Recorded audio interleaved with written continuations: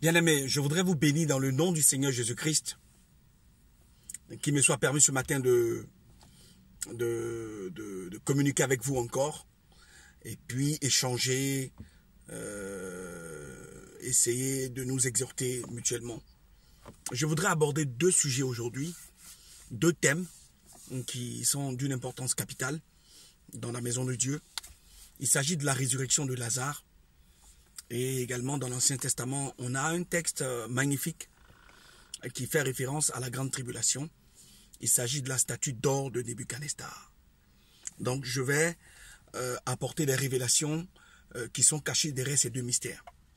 Voilà. Donc je vais commencer par la grande tribulation, c'est-à-dire la statue d'or de Nebuchadnezzar.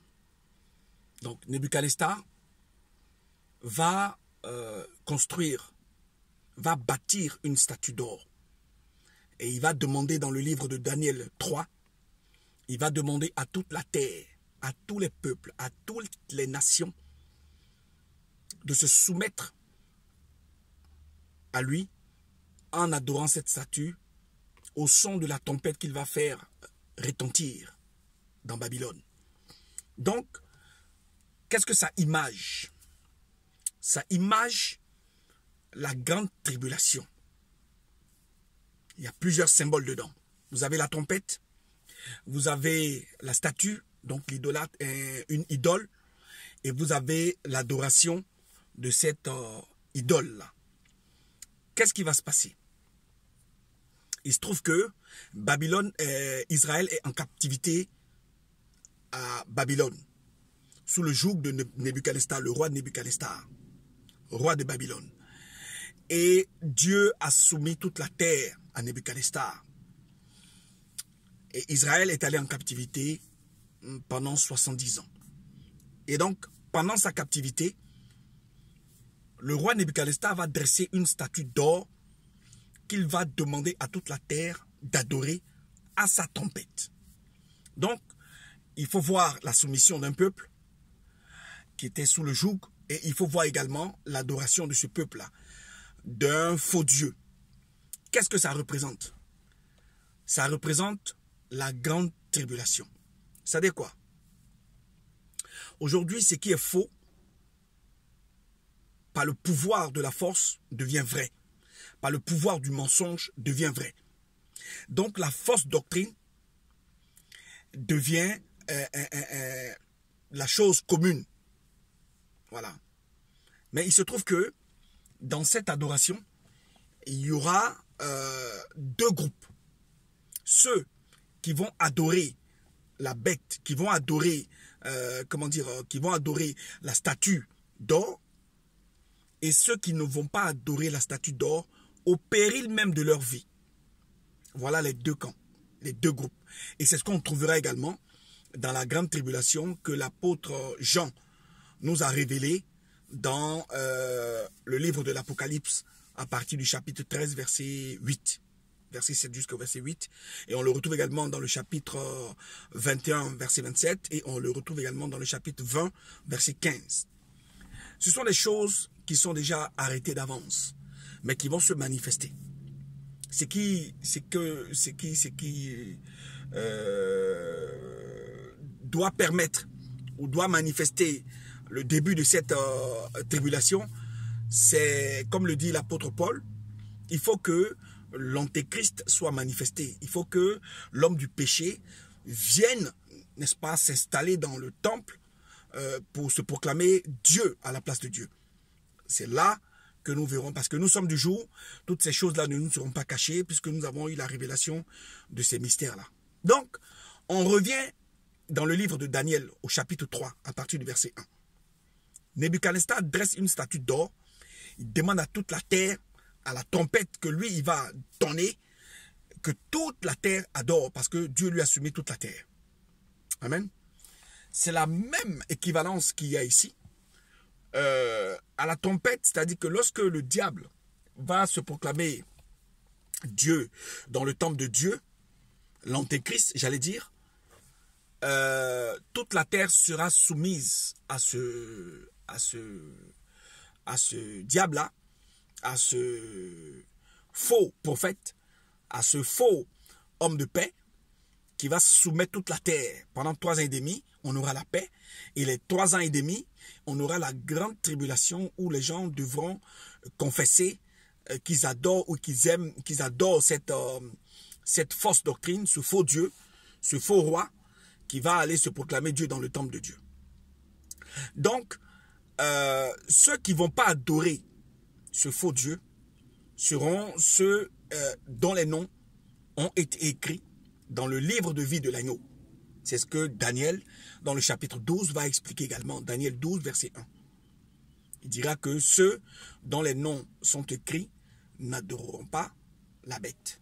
C'est pour ça nous avons trouvé bon de faire une comparaison entre la prophétie de Daniel et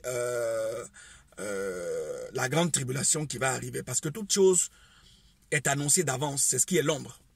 La réalité de cette ombre-là qui va être manifestée sera l'apparition de l'impie dans le livre de 2 Thessaloniciens 2, à partir du verset 1 jusqu'au verset 8, qui va aller se proclamer Dieu dans le temple de Dieu. C'est pourquoi les événements que vous voyez arrivent afin que le temple soit rebâti et que l'impie aille s'asseoir dans le temple pour se proclamer Dieu et soumettre toute la terre sous son joug, afin que ceux dont les noms ne sont pas écrits puissent l'adorer. De la même manière que Meshach, Shadrach et Abednego n'ont pas adoré au son de la trompette, n'ont pas adoré la statue d'or de Nebuchadnezzar, de la même façon, ceux dont le nom est écrit, ceux dont les noms sont écrits dans le livre de vie de l'agneau, n'adoreront pas la bête au péril de leur vie également aussi. Mais de la même manière que Meshach, Shadrach et Abednego ont été délivrés dans le feu de ce refus à Nebuchadnezzar d'adorer l'idole, n'est-ce pas? De même, les saints aussi connaîtront la persécution. C'est ce qu'on appelle la persévérance des saints. Et donc, on passera par le fil de l'épée, on passera par ce feu-là, afin que nous soyons dignes de porter le nom, parce que nous allons être vainqueurs, puisque le Seigneur également est vainqueur. Donc ça, c'est le premier point. Je fais ce rapprochement pour que vous compreniez également les choses par révélation. On ne peut pas donner que la doctrine, parce que tout est déjà dit, tout est connu d'avance. Et donc, il faut avoir la révélation, n'est-ce pas, des Écritures, des Saintes Écritures, pour comprendre ce que chaque Écriture, chaque prophétie est en rapport avec. Amen. Donc, je ne vais pas aller trop loin. Je vais juste vous donner ce parallèle-là pour que vous compreniez que ce que Daniel et ses compagnons ont subi dans Babylone sous Nebuchadnezzar, c'est ce qui représente la grande tribulation également que nous allons subir. Nous allons être soumis à un tyran qui va se proclamer Dieu dans le temple de Dieu, qui va imposer la paix 3 ans et demi, et après qui va demander à ce que nous acceptions la marque de la bête sur la main et sur le front. Seuls les enfants de Dieu n'accepteront jamais que cette marque-là soit inscrite sur leur main et sur leur front. Ça représente quelque chose qui est en train d'arriver à grands pas. Donc, pour parler comme Pierre, Jean, nous sommes dans les derniers jours. Donc, les temps sont mauvais. Soyez attachés à la parole de Dieu. Vous allez connaître la grande tribulation. Vous allez connaître des jours mauvais. Mais le Seigneur va vous délivrer comme il a délivré, n'est-ce pas, Meshach, Shadrach et Abednego dans le feu ardent. Amen. Ça, c'est la première similitude, la première symbolique que nous avons expliquée.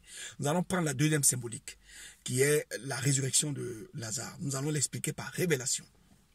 En fait, beaucoup d'hommes expliquent la résurrection de Lazare comme étant la puissance manifestée de Jésus-Christ, étant le roi des rois, étant celui qui manifeste la puissance de Dieu, et quel témoignage, n'est-ce pas, de Dieu dans sa vie. Ici, nous allons le prendre sous un autre angle, sous l'angle de la révélation. Qu'est-ce que ça dit? Les enfants de Dieu, ou les enfants qui sont de Dieu, mais qui n'ont pas encore manifesté leur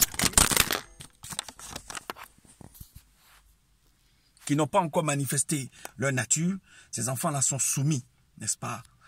Ils sont dans le monde, ils sont morts, bien qu'étant vivants. Il faut que le Seigneur aille les délivrer afin qu'ils reviennent à la vie par, n'est-ce pas, par son esprit. C'est pourquoi il est rentré dans la mort afin de sauver ceux qui sont morts. C'est pourquoi il est rentré dans la mort pour que par la résurrection des morts, il puisse apporter la vie à ceux qui étaient morts. Donc voilà un peu ce que nous pouvons dire sur cet élément-là. Amen. Donc je vous bénis dans le nom du Seigneur Jésus-Christ.